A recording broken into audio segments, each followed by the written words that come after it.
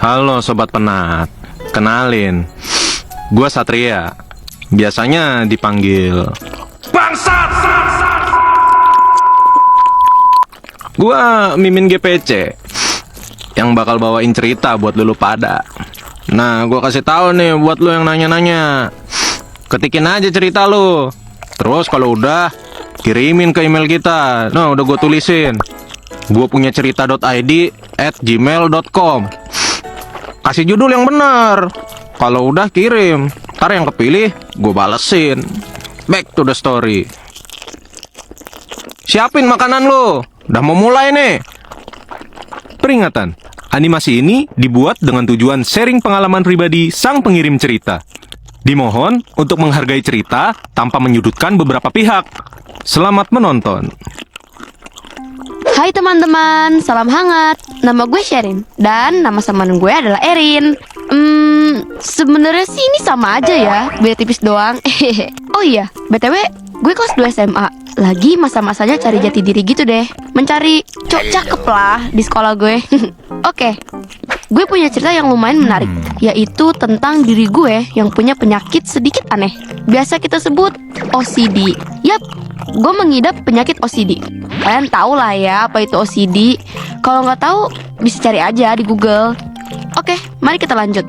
Awal mulai gue terkena penyakit OCD itu pas gue kelas 10 semester 2. Sebelumnya, gue ini dulu anak yang normal seperti orang-orang pada umumnya.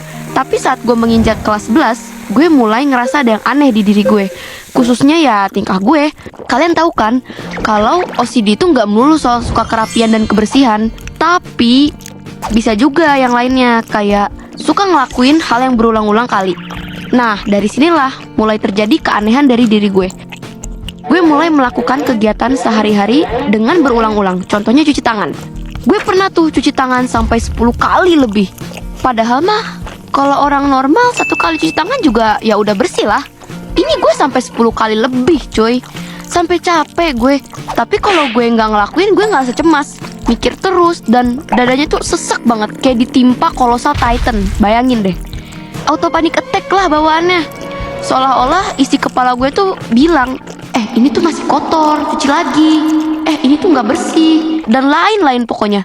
Di pikiran itu rasanya kayak nggak tenang banget, dan gue kayak halusinasi rasanya. Bahkan hal yang random sekalipun gue lakuin. Misal nih, kalau gue jatuh cinta berkali-kali, OCD juga nggak ya? Soalnya kalau direspon gue cemas sih. Canda, fokus lagi yuk. Kalau boleh jujur, awalnya gue nganggep semua ini biasa aja. Nanti juga hilang, gue mikirnya sih gitu. Tapi ini kok sampai berhari-hari, bahkan berbulan-bulan coy gue kayak gini. Sampai ada juga tuh saat gue mau ambil wudhu buat sholat. Kalau orang normal, wudhu itu 1 kali cukup. Lah gue wudhunya sampai berkali-kali cuy. Rasanya tuh gue kayak masih ragu, pengen ngulang wudhu lagi. Nah, gue ulang kan wudhunya dan tanpa sadar sampai 8 kali cuy. Rasanya kayak masih ragu juga tuh, pengen ngulang lagi dan lagi. Akhirnya gue kecapean. Padahal buset dah, itu pakaian gue udah basah kuyup, kayak abis berendam di air terjun. Saking gak kuatnya berdiri di tempat wudhu, gue nangis jadi-jadinya. Nah, terus gue nemuin nenek gue yang lagi ngaji di kamarnya. Gue peluk dia tuh nenek gue sambil nangis dalam keadaan badan dan pakaian yang basah kuyup nan lepek. Mbah, aku gak iso wudhu. Piye iki? Ket mau gak iso wudhu. Nenek gue otomatis kaget dong. Barangkali surprise ulta ya kan. Terus nenek gue nanya, kenapa? Dalam keadaan kalut, gue gak bisa jawab apa-apa. Otomatis nenek gue nyuruh gue istighfar dan baca surat-surat pendek. Gue yang nangis, rasanya di lidah itu berat banget mengucapin istighfar. Gue sampai dituntun buat baca istighfar, dan gue baca masih dalam kondisi nangis gak berhenti-henti. Ayah dan mama gue sampai kaget, terus mereka nanya ke gue kenapa. Gue jawab gini, Ma, aku gak iso wudhu ket mau, rasanya tanganku deket terus. Karena sama-sama bingung, mama gue inisiatif bawain minum sama baju ganti. Sedangkan ayah gue mulai manggil Pak Ustadz sama kiai kayak gitu deh. Ternyata ayah gue tuh sudah sadar kalau gue tuh ada yang aneh. Ya, dari cuci tangan berulang kali, bertanya-tanya berulang kali, menghitung uang berkali-kali, bahkan sampai wudhu berkali-kali. Kalau orang normal kan 1 kali udah cukup lah ya. Ini berulang kali tuh sampai 10 kali, lebih pernah. Pokoknya apa yang gue lakuin itu tuh seperti gak tenang, resah, takut gitu deh pokoknya. Gak berselang lama, Pak Ustadz datang tuh. Ayah gue cerita ke Pak Ustadz, Dan gue masih sesenggukan di kamar sama nenek gue yang coba menenangi gue. Dan Pak Ustadz berusaha ngasih gue minum yang udah ada doanya. Bawaannya tuh pengen nge-tweet, "Air putih, please be nice." Akhirnya didoain dulu, baru deh gue disuruh minum. Lalu Pak Ustadz mulai baca doa dan tangan Pak Ustadz ada di atas kepala gue.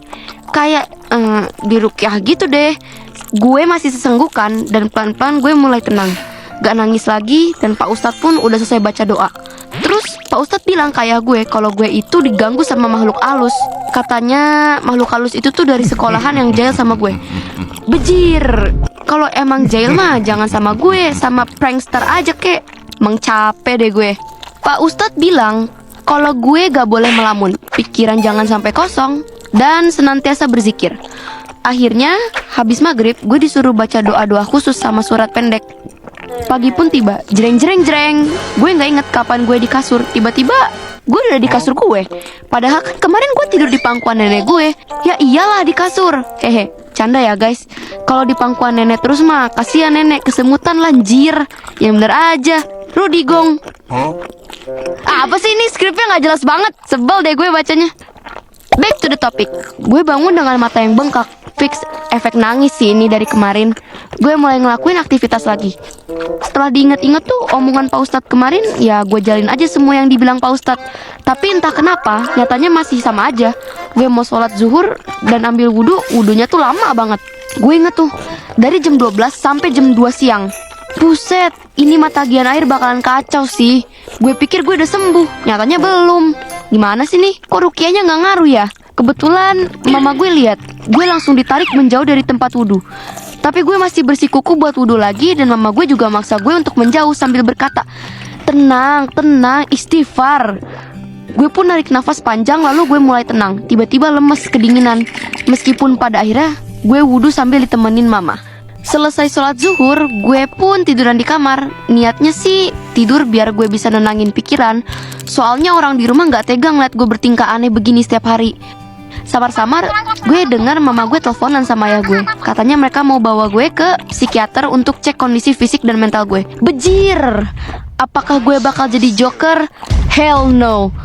Jujur aja nih, gue yang dengar itu cuma bisa pasrah karena gue sudah gak ada energi. Badan gue lemas, tatapan mata kosong, pikiran pusing. Gue sampai berpikir apa gue gila ya. Terus mama gue tiba-tiba masuk ke kamar gue dan bilang kalau dia mau bawa gue ke psikiater. Gue yang di posisi masih tiduran hanya bisa mengangguk dan nangis. Jujur gue gak sanggup begini terus, dan mama juga khawatir kalau gue terus-terusan begini. Mama bilang ke gue kalau mereka pengen gue sembuh, dan gue pun nurut. Dalam hati gue juga pengen sembuh lah, biar bisa kayak orang-orang pada umumnya. Pada hari Rabu, gue pun diantar ke psikiater buat konsultasi. Di sana antri sambil nunggu nama gue dipanggil. Nah, pas lagi nunggu antrian, gue dilirik tuh sama orang-orang di sekitar gue sambil bisik-bisik. Entah apalah yang mereka obrolin, gue nggak peduli. Gue sih mencoba untuk cuek aja ya. Dan gak lama kemudian nama gue dipanggil. Gue masuk ruangan ditemenin mama. Gue ditanya tuh sama dokter. Dan di sini gue berusaha menjelaskan apa yang selama ini gue rasain. Cemas berlebihan, sedih, resah, bingung, dan lain-lain. Terus gue dikasih obat sama dokter. Kayak sini obat penenang gitu ya. Dokter bilang kontrol lagi di minggu depan gitu. Bahkan sampai saat ini gue masih ingat perkataan dokter. Katanya gue gak boleh cemas berlebihan. Dan kata dokter kemungkinan gue lama sembuhnya, butuh waktu. Dan gue nanya dong, tapi saya masih bisa sembuh kan dok? Dokternya jawab, bisa, pasti bisa. Itu tergantung dirimu sendiri, kamu harus berpikir positif. Lalu kami pun pulang ke rumah. Sampai di rumah gue tiduran lagi di kasur. Tapi sebelum tidur gue minum tuh obatnya. Dan gak lama gue terlelap. Berbulan-bulan berlalu. Selama 2 minggu sekali gue kontrol ke psikiater. Dan pada bulan ke-6 gue masih kontrol juga ke psikiater. Dikasih obat, bahkan kata-kata semangat dari dokter. So, lama-kelamaan tingkah laku gue mulai normal. Tapi tiba-tiba kadang gue kambuh lagi. Pokoknya naik turun gitu deh. Oh iya, di sini gue izin 3 hari gak sekolah buat istirahat. Dan gue juga cerita ke teman-teman terdekat gue lewat HP. Kalau gue ke psikiater dan temen gue semuanya pada kaget dong. Nanya, kenapa? Kok bisa masuk psikiater? Dan di situ gue jelasin lah kondisi gue. Dan temen-temen gue gak ada capek-capeknya ngasih semangat ke gue. Mama yang masih khawatir sama gue pun nelfon kiai dari kota besar. Karena dia merasa kalau dari psikiater itu kurang cukup. Mama meluk gue sambil dia bilang dia pengen gue sembuh. Lalu katanya Pak Ustadz, gue harus zikir terus dan berpikir positif. Di sini gue sadar kalau gue harus melawan rasa cemas, resah, sesak, sedih dan bingung gue.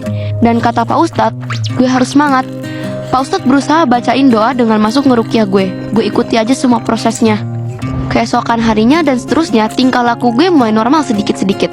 Tapi ya gitu deh, kadang juga masih kambuh. Dan pada akhirnya gue pun bisa mengatasi semuanya dengan semangat dari dokter, Pak Ustadz, orang tua, serta teman-teman gue. Gue pun mulai merawan rasa-rasa cemas gue. Gue mulai rajin berzikir, baca Al-Quran, dan tidak melamun. Gue punya prinsip untuk ingin sembuh dan semangat. Akhirnya setelah berbulan-bulan berlalu, gue pun sembuh dan bertingkah laku normal seperti orang pada umumnya. Ya, dari pelajaran ini gue sadar kalau menjaga keimanan itu sangat penting sekali. Dan juga berpikiran positif dan berkonsultasi ke psikiater, menurutku itu hal yang wajar bagi kita. Bukan karena kita gila, tapi karena kita ingin berobat untuk sembuh dari mental dan fisik kita yang terganggu. Gimana ceritanya? Suka nggak? Kalau lu suka, jangan lupa subscribe ke channel kita ya. Bye.